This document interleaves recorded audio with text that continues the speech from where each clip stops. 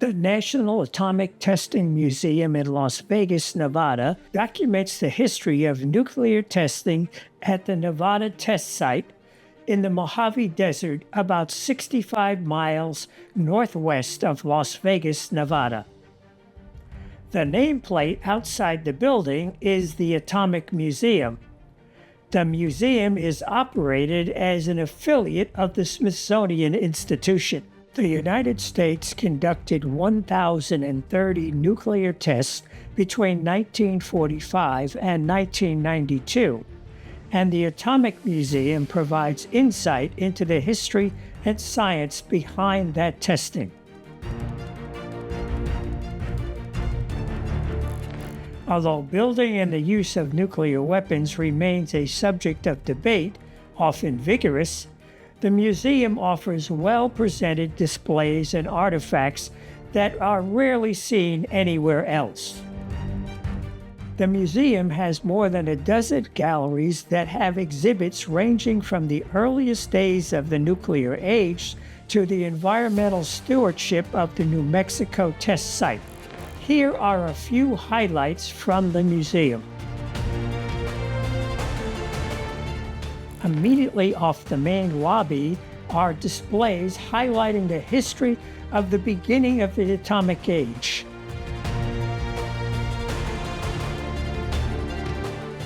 Two models of the first two nuclear bombs manufactured are on display.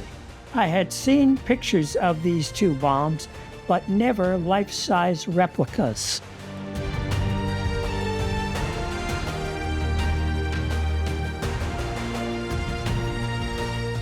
The first atomic test, commonly referred to as the Trinity test, is depicted with a photo and a map of Ground Zero.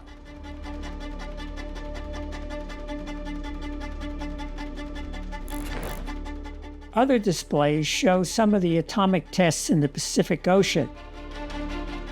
Ultimately, it was determined that these tests in the Pacific Ocean were far too costly, and testing was moved back to New Mexico, and eventually were moved underground after the 1963 treaty that banned nuclear tests in the atmosphere, in space, and underwater, but not underground. The museum tells the stories of the culture that developed around the test facilities in the 1950s, known as Project Mercury. There is an interesting sidelight of how the tests quickly became a must-see event for visitors to Las Vegas in the 1950s. After the tests moved underground, an effort was undertaken to determine the seismic signal that is generated by an underground nuclear detonation. These experiments were done in part to monitor the underground explosions of other nations. This system of monitoring laid the foundation for today's seismic detection system that monitors earthquakes around the world. Through various displays, the complex details of underground testing are illustrated. There are several diagnostic instrument packages used in the underground testing, one of which was suspended on springs to absorb the shocks of the blast. There are a few galleries devoted to techniques used to replace underground testing and for stockpile stewardship. In a section called Innovators, a B-53 thermonuclear weapon is on display. I assume the case is empty. This was an 8-megaton, high-yield bunker buster weapon developed during the Cold War.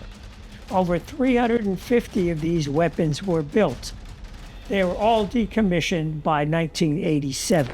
And interesting and reminiscent for me is the atomic age culture display and the Cold War narrative of how to survive an atomic bomb explosion in your city.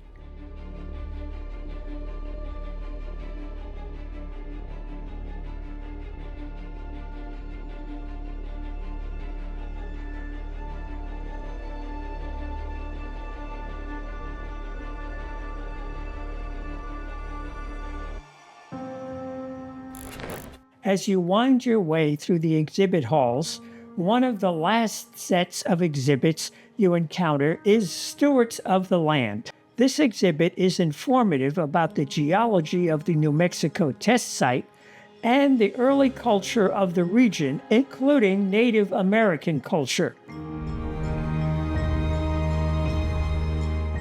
If you happen to be in Las Vegas and are interested in the history of the development of nuclear test weapons, drop in to the Atomic Museum. You will definitely learn a lot from the visit.